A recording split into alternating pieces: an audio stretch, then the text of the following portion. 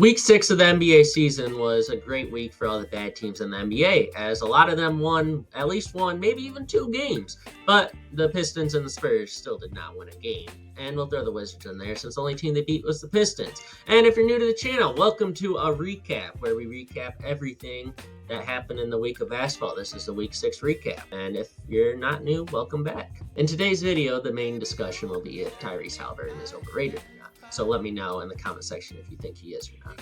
Obviously, the worst team in basketball is the Detroit Pistons. I don't really know what to talk about. They went 0-4 this week. They lost the Wizards, Lakers, Knicks, and Cavs. But they did have two close games, so that's something. They're both against the Cavs and at New York at Madison Square. But I need to talk about the fact that I looked at the box score and saw Ivy and Asar Thompson both not starting. Ivy obviously hasn't been in the starting lineup a lot this year, but Asar Thompson being benched, that's such a bad move. Monty Williams, I'm one of your biggest supporters, but not ideal. And then at 29, we had the Wizards. Obviously, the Wizards are the second worst team in basketball, only behind the Pistons, who they beat. And they went 1-2 this week since they played the Magic twice. But yeah. Not going to talk about the Wizards that much. At 28, we had the Spurs. Sohan, I called him the worst point guard in the NBA, or starting point guard in the NBA, that is. And then he proceeded to have a 30-ball the very next day. So, yeah, that was interesting. And then also Devin Vassell is still coming off the bench. He is your second best player in San Antonio, and you have him coming off the bench still. Yeah, he was hurt, but we need to do better. He should be starting as your second best player. The Grizzlies are the 27th team. They had 2 wins this week, which is much improvement. They beat the Jazz and they beat the Mavericks. They lost to the Suns in Phoenix. Thank God they lost that. But W against the Jazz was without Lauri Markkanen, and the W against the Mavs was without Luka. So yeah, this week could be a fluke because the 2 wins came to very shorthanded teams. It was a promising week, though, overall, because Jaren Jackson Jr. decided to play basketball again. He's been really bad this year, but this week was probably his best week of the season so far. And yeah, Ja Morant comes back in 6 games. Countdown is on. The Hornets had a very impressive week this week, considering the fact they didn't have LaMelo Ball. They went 1-2 with losses to the Knicks and Timberwolves. And again, LaMelo wasn't playing in the Timberwolves game, and neither was Anthony Edwards. That was a matchup we all wanted to see. We didn't get it. But in the win against the Nets, who was their only W this week, Terry Rozier went for 37 points and 13 assists. Did not expect to see that in the box score, but I did. The Portland Trailblazers were so close to a 3-0 week after they won in Indiana and then won in Cleveland. But they lost against the Jazz in an overtime game. Unfortunate. But Shannon Sharpe this week, 22 points, 7 rebounds, 5 assists. And the Blazers with Malcolm Brogdon is so much better than without.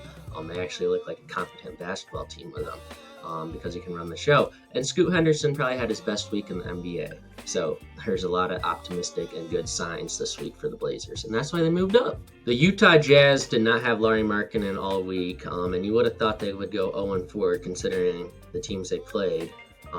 But they beat the Pelicans, and then they lost to the Grizzlies and the Timberwolves. I don't know how they lost to the Grizzlies, but they did lose to the Timberwolves, which was expected since it was in Minnesota, even if Anthony Edwards wasn't playing.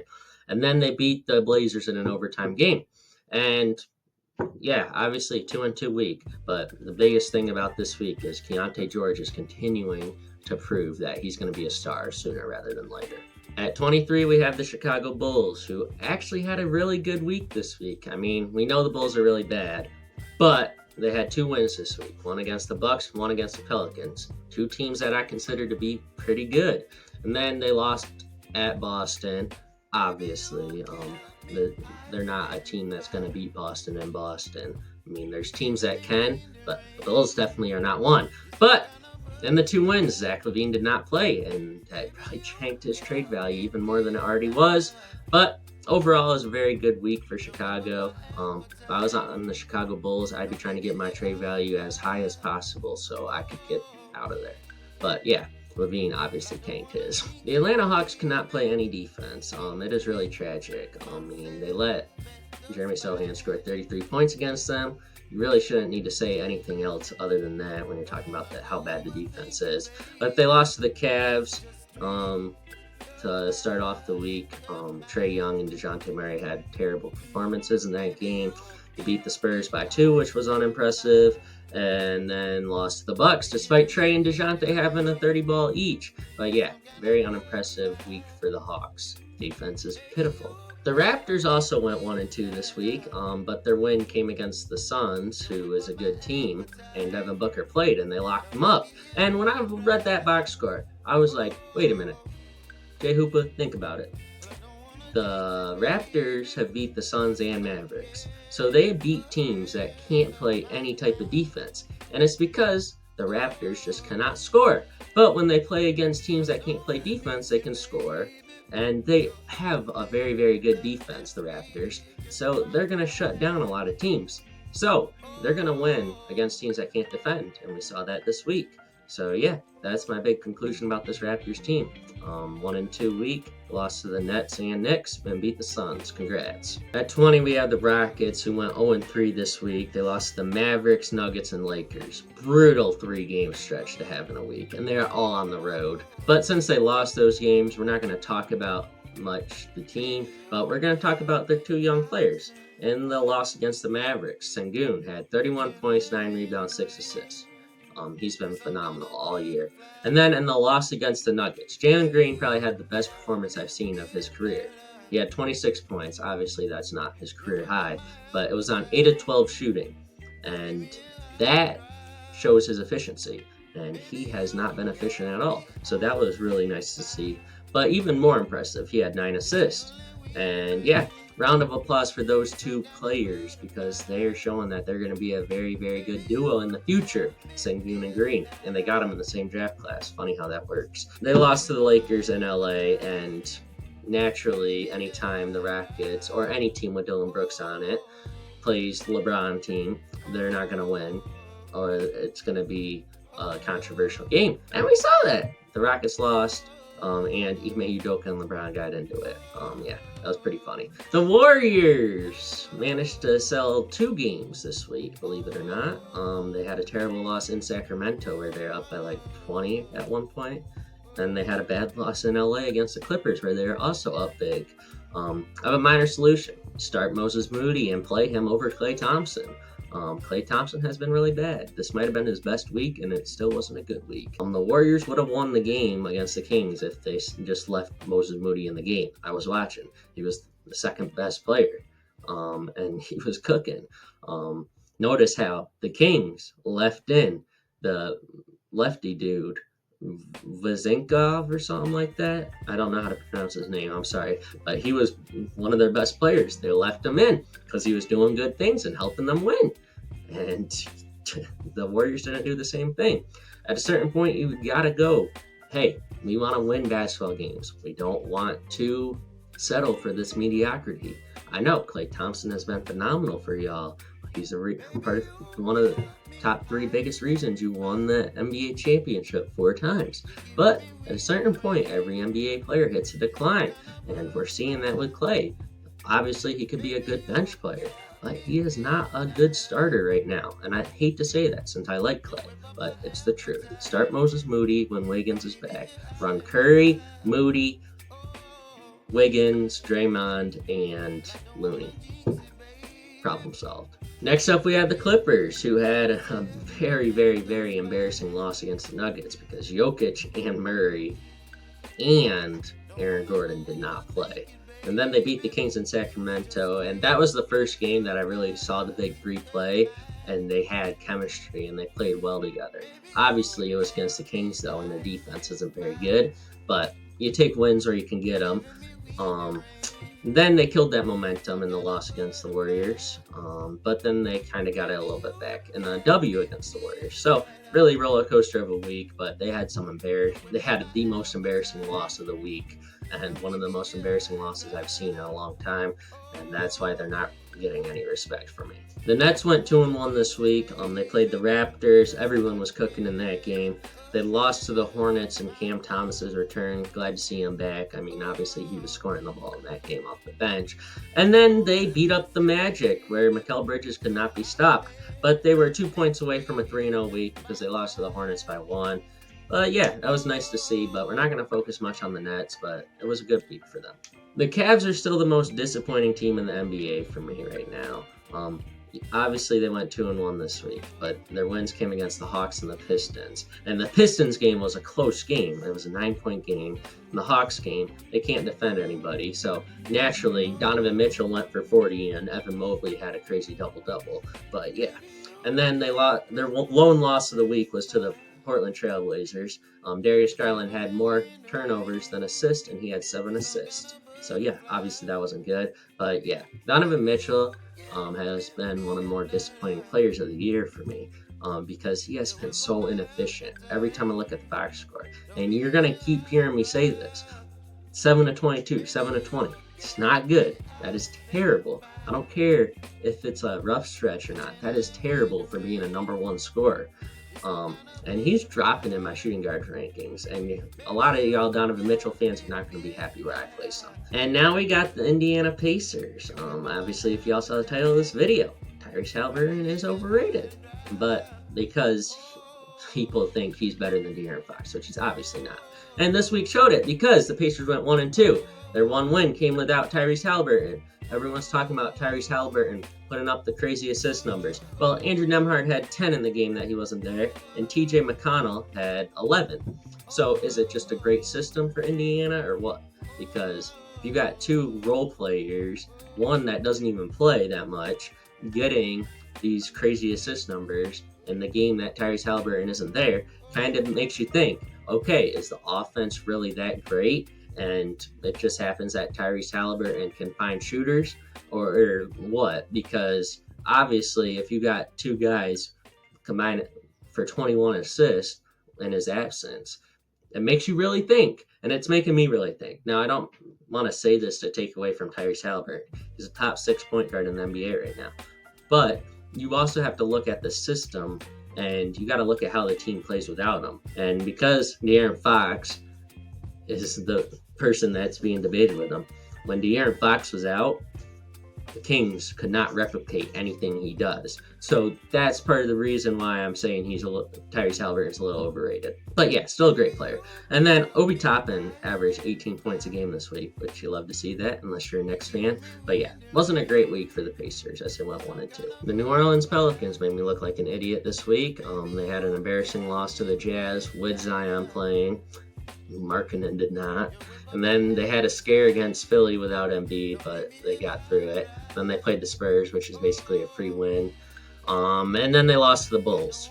And Zion played in every game this week, and it was a very disappointing week. This week was very funny and entertaining for the Heat. I mean, when you think about the Heat, you think about gritty defensive battles. But these games that they played this week were high-scoring affairs, and they're still gritty, close games. Kind of.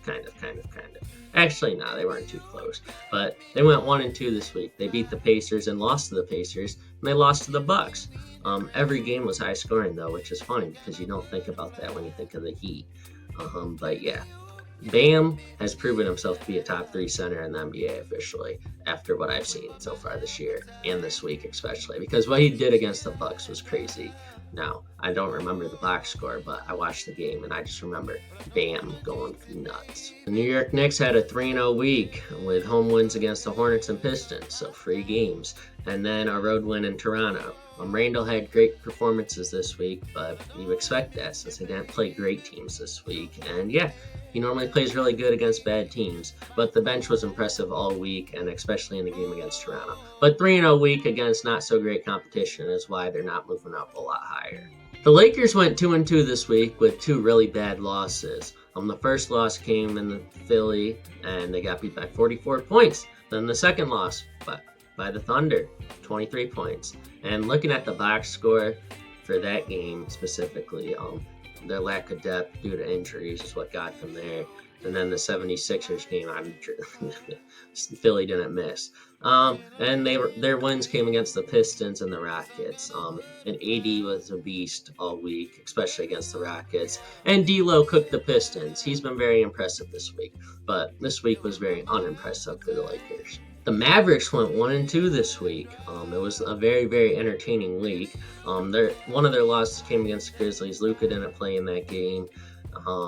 So I'm not really going to talk about that. And in the loss against the Thunder, they had no Kyrie, but Luka had 36 points, 18 assists, and 15 rebounds. Crazy, crazy game. But the craziest part of the game was that 30-0 run that we've all seen. I don't know how you go on a 30-0 run. I don't know how you let up a 30-0 run if you're the Thunder, but that happened. Derek Lively had a really good game in that. 20 points, 16 rebounds, and did not miss a shot from the field. And yeah, that game was crazy if I didn't say it already. And in the win against Houston, Luka and Kyrie were dynamic. And I think those two are top 3, top 5 in their respective position. Obviously, Luka's top 2, but Kyrie has been making a case to be top 3 at the shooting guard position this year. The Suns followed up a great week, but with a terrible week as they went 1-2. But I'm putting asterisks next to both of our losses. Raptors are the worst matchup for us. I mean, they got they have 5 great defensive players on their team in their starting lineup. And we have 2 scorers, and no one else can really score. Sorry about that voice crack, but obviously the Raptors are the worst matchup for us, so I'm not tripping about that win too much. And then the Nuggets lost. The Rim had a vendetta against Kevin Durant in the second half, and the flagrant foul at the end was some BS. But anyways, we beat the Grizzlies. But Nurkic, we need to talk, buddy. Why can't you play every game like you're playing the Nuggets, my man? Come on, bro. Like, he was cooking. I don't care that you fouled out. You was cooking, bro. That was your best game in a Suns jersey. But then you just don't. Why don't you do that every night? You can do it. You did it against the top 2 player in the NBA. Come on, man. You gotta lock in. You gotta be better. You gotta be giving me those performances every night, especially with Beal out. All right. But yeah, obviously, very sad week as a Suns fan. 1-2, disappointed, tragic. Very tragic. The Sacramento Kings lit the beam twice this week. Once against the Warriors in a comeback win, and once against the Nuggets. 2 very, very good wins, especially the Warriors win. That was a major win for them. Then they lost to the Clippers on a back-to-back, so I'm not thinking too much about that. But if I'm going to say anything about the Kings, it is De'Aaron Fox, my glorious king. He's still MVP, that man. He's in that conversation. This man has been special and amazing this year, and I'm going to keep saying that. But anyways, the Kings make a trade for a player like OG Anunoby. Contender, easily. Because if you I watched all 3 games this week, since obviously got to watch my boy De'Aaron Fox. But I watched all 3 games. The only problem I'm a Suns fan, sorry. But anyway, the only problem they had, defense. They get OG Anunoby, they're contenders, easy. Like, right now there's a little doubt about it, but they get one player to improve that defense, it's over. They're contender, they're going to the finals. Next team we are going to talk about is the Bucks. They went 2-1 this week. How do you lose to the Chicago Bulls? I don't know. That was tragic. And Levine and DeMar didn't play. But Bucks, what happened there? But anyways, they beat the Heat. And in that game, I saw Chris Middleton look like 2021 Chris Middleton in the 4th quarter. And if that happens, if he regains his form, Bucks are the NBA champions. No ifs, ands, or buts about it, because Chris Middleton is himself. NBA's in big trouble. Yeah, then they beat the Hawks, which I expected, but they let Trae Young cook them. And DeJounte Murray. But that's just the Bucks being terrible defensively. But yeah, 2-1 week. I had to drop them because of the Bulls lost. But I didn't drop them too much because I did beat a good team in the Heat. This week was a very interesting week for the Thunder. They went 2-1 with wins against Lakers and Mavericks. And in those 2 wins, J-Dub really showed out, which is major, given the fact Josh Giddey has been a top 3 most disappointing player in the NBA. so far this year, given his expectations. And also, I don't care that they won against the Mavericks. You gave up a 30-0 run. There's just no explanation for that. And the loss came in Minnesota, and in that game, looking at the box score, it was Chet Holmgren's worst performance of his young NBA career. But overall, solid week for the Thunder. At 5, to start off the top 5, we have the Magic, who had 2 freebie games as they played the Wizards twice at home. Franz Wagner scored 31 in both games. Paolo went off in one and not the other. And then the role players were very impressive again this week. But the win streak, came to an end in the hands of Mikal Bridges and the Brooklyn Nets. So 2 in 1 week, not a big drop, but again, 2 freebie wins this week, and then they got smacked by the Nets. So let's see what happens next week. I don't think they're a top 5 team in the NBA personally, but I do think they're quality. But again, it's power rankings, so they can be in the top 5 this week. The 76ers were pretty impressive this week, given the fact that they lost 2 key players to the flu for 1 game, and then lost Embiid for both of their losses this week. They played the Lakers, Pelicans, and Celtics this week. Those are 3 good teams. And they beat the Lakers by 44, so you don't really complain about that. The Pelicans obviously didn't have Embiid in that game, but they decided to run out a small ball lineup against Zion, and what exactly happened is what you would expect, running a small ball against Zion. And then they lost in Boston, but it was a very impressive performance from the non-superstar players since they didn't have their big 2. So yeah, great week considering the absence of Joel Embiid for both the losses. But obviously a 1 and 2 week means they dropped. But I'm not going to drop them too far. Only 1 spot, I believe. At 3, we had the Nuggets, who had a really great week. They're finally winning on the road again, with the exception of their 1 loss, which came against the Kings. But they beat the Clippers and Suns on the road. And then the Clippers came in and have Jokic, Murray, or Gordon, as we've mentioned and as we all know.